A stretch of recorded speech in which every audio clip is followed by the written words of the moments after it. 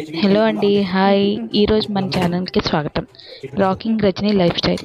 Please like, share, subscribe. మన ఛానల్లో రోజువారీ వంటలు ఇంట్లో ఎలా చేసుకుంటాం, సింపుల్ వంటలు ఎలా చేసుకుంటాం, అది ఆ వీడియోస్ అన్నీ మనం పెడతాం అన్నమాట. ఈరోజు సండే కదా, సండే అయితే మేము చికెన్ బిర్యానీ, దమ్ బిర్యానీ ప్లాన్ చేసాం. అందులో కేజీ చికెన్ తెచ్చాం. ఆ కేజీ చికెన్లో హాఫ్ కేజీ కర్రీకి, హాఫ్ కేజీ దమ్ బిర్యానీకి. దాంట్లో మేము ఏం కలుపుకున్నాం. ఇప్పుడు ఈ చికెన్ బిర్యానీలో చికెన్ ఉంది కదండి, ఈ చికెన్లో మేము ఏం కలిపాం. ఫస్ట్ చికెన్ అనేది మనం మ్యారినేట్ చేసుకోవాలన్నమాట.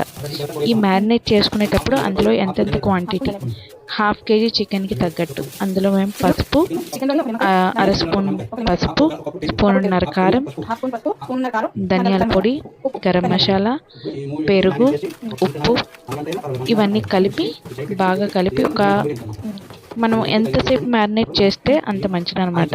అందులో minimum half an hour marinate చేసి పెట్టుకున్నాం. అందులో అల్లం వెల్లుల్లి పేస్ట్ కూడా మనం వేసుకున్నాం అనమాట. ఇవన్నీ వేసి మ్యారినేట్ చేసుకున్నాం, నిమ్మకాయ కూడా పిండి. ఇలా మ్యారినేట్ చేసుకున్న దాన్ని ఒక గంటన్నర మనం పెట్టుకుంటే సూపర్ టేస్ట్ వస్తుంది అన్నమాట. మ్యాక్సిమం అంతా మినిమం హాఫ్ అన్ అవర్. చూసారండి, అదే లాస్ట్ టైం నేను చెప్పాను కదా, మదనపల్లి కేసు అని.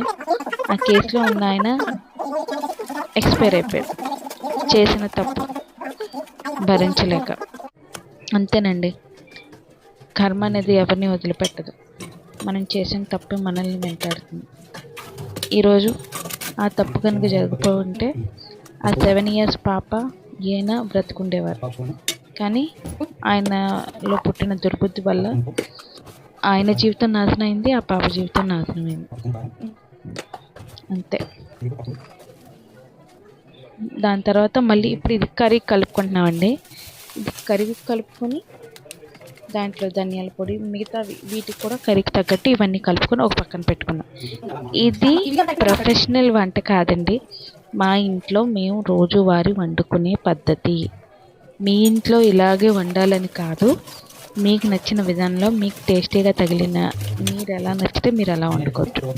కానీ మినిమం ప్రాసెస్ ఏంటి, మేము ఎలా వండుకున్నాం అది.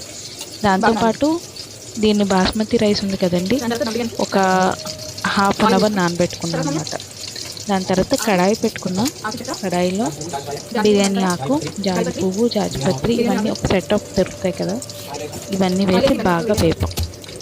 దాంట్లో ఉల్లిపాయలు, పచ్చిమిర్చి ఇవన్నీ వేసాం అన్నమాట. ఇవన్నీ వేసి బాగా వేపుకున్నాం. తక్కువ మసాలా, తక్కువ కారం, తక్కువ స్పైసీ, హెల్తీ బిర్యానీ. నాకైతే చాలా నచ్చిందండి.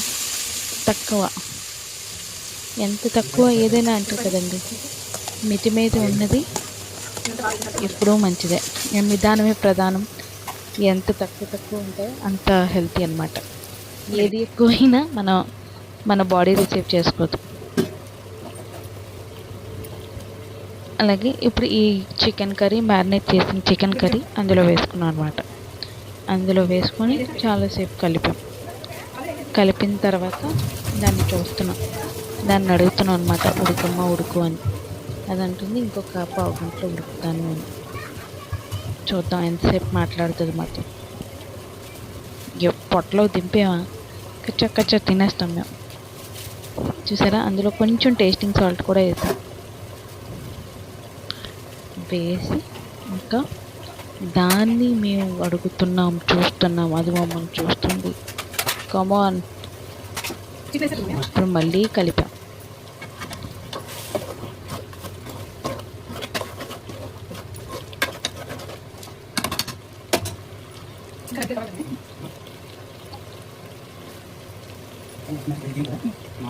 కలుగుతుంది, చూస్తున్నామండి.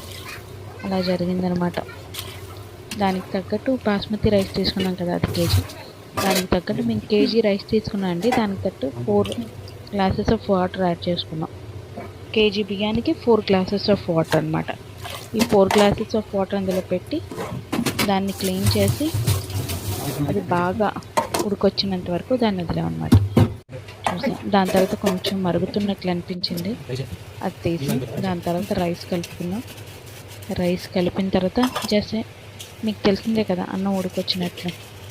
దాని తర్వాత దాని మీద మేము దమ్ పెట్టాం. దమ్ ఎలా అంటే ఒక్కొక్కరు ఒక్కొక్కలా పెడతారు. మా ఇంట్లో అయితే మేము ఇలా పెట్టాం. రైస్ పెట్టి దాని మీద తప్పాలతో కొంచెం వాటర్ వేసుకొని ఆ వాటర్ ఆ దమ్ బిర్యానీ మీద పెట్టాం అన్నమాట. ఇంకేంటండి, మీ ఇంట్లో కూడా ఇలానే వండుతారా? మీ ఇంట్లో ఇంకా ఎలా వండుతారో కామెంట్ చేసి చెప్పండి. చూసారా మేము దమ్ ఎలా పెట్టాము? మేము క్రియేటివిటీ అండి, మా క్రియేటివిటీ డిఫరెంట్. ఇదిగో రెడీ అయిపోయింది మా దమ్